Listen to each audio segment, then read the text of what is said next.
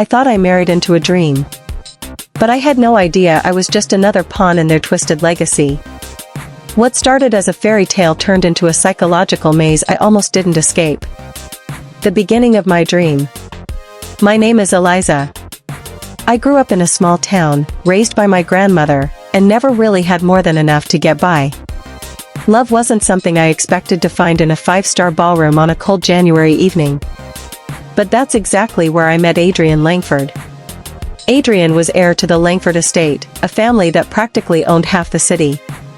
He was charming, mysterious, a little broken, and he saw something in me that no one else ever had. We were engaged within 6 months. The tabloids called it a Cinderella story. And at first, it felt that way. The mansions, maids, dinners with the CEOs. I went from budgeting grocery bills to brunching with billionaires. But the glitz had shadows. And the Langfords, they had secrets. Once I moved into the Langford estate, I started noticing things. There were rooms I wasn't allowed to enter.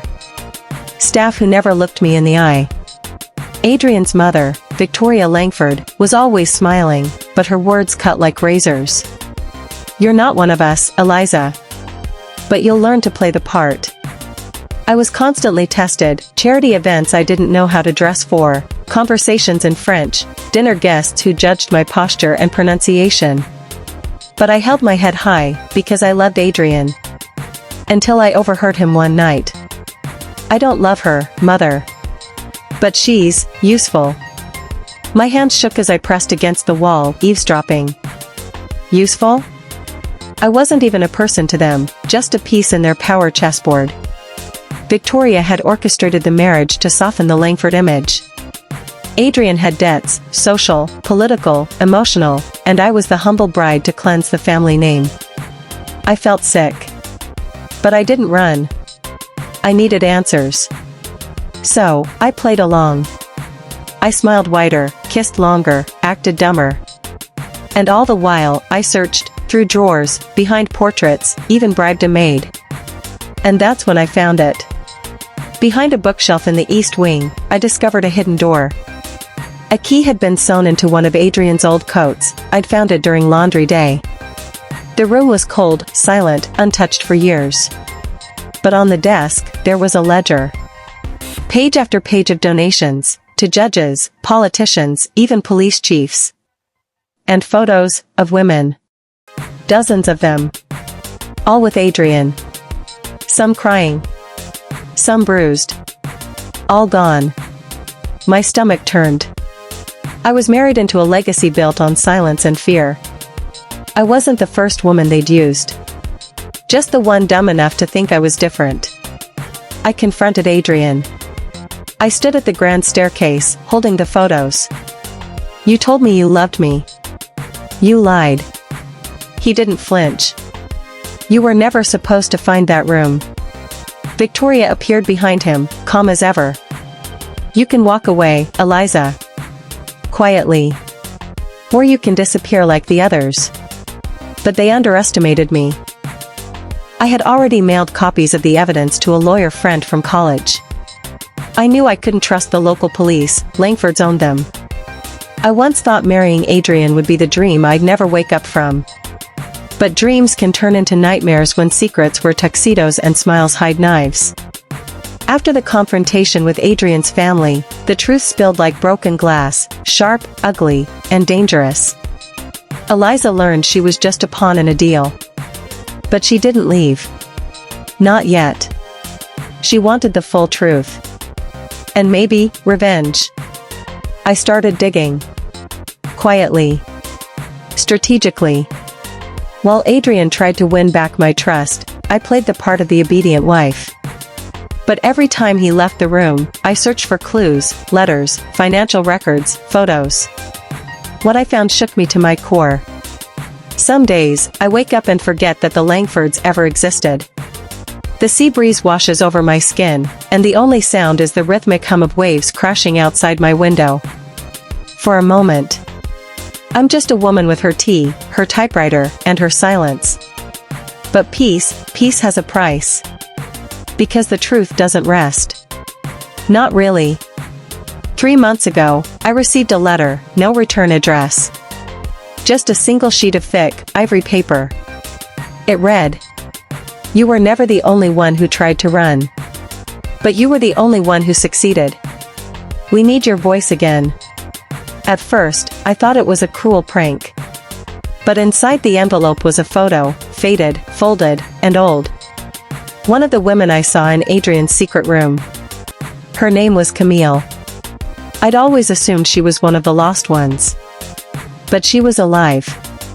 I followed the instructions on the back of the photo, an address, written in red ink, deep in a city I hadn't seen in a year.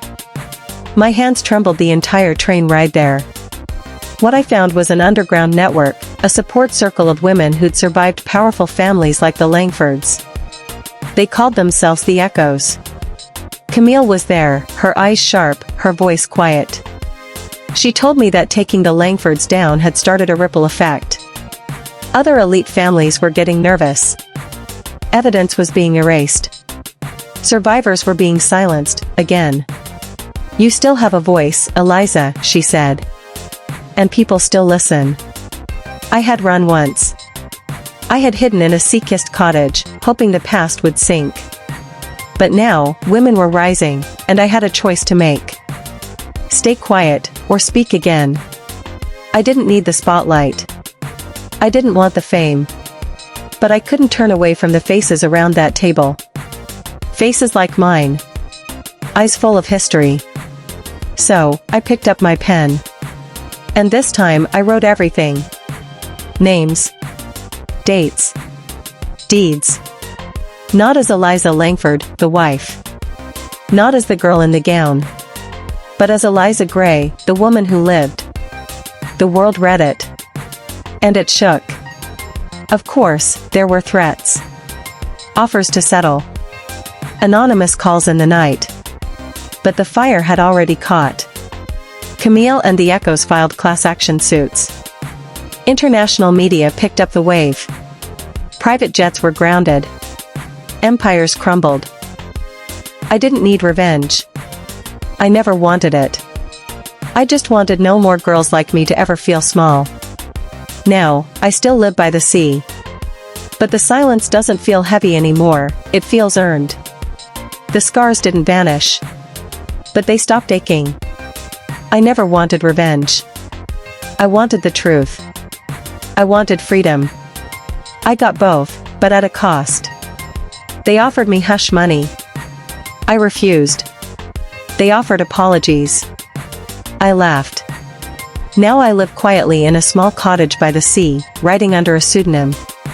I still wear the scar, emotionally. But I wear it like a badge. Because I survived. I married into riches, yes. But I walked out with something far more valuable, myself. And when people ask why I never took the money, why I didn't walk away, I tell them this. Because someone had to stay loud when the world wanted silence. I married into riches. But I walked out with power, purpose, and a story that could never be caged. I walked out with something no Langford could ever steal. A voice that echoes. If you enjoyed this story, don't forget to hit that like button, subscribe for more emotional and suspenseful tales, and turn on notifications so you never miss a story. Thank you for watching, and remember, not all fairy tales have happy beginnings. But some do have powerful endings.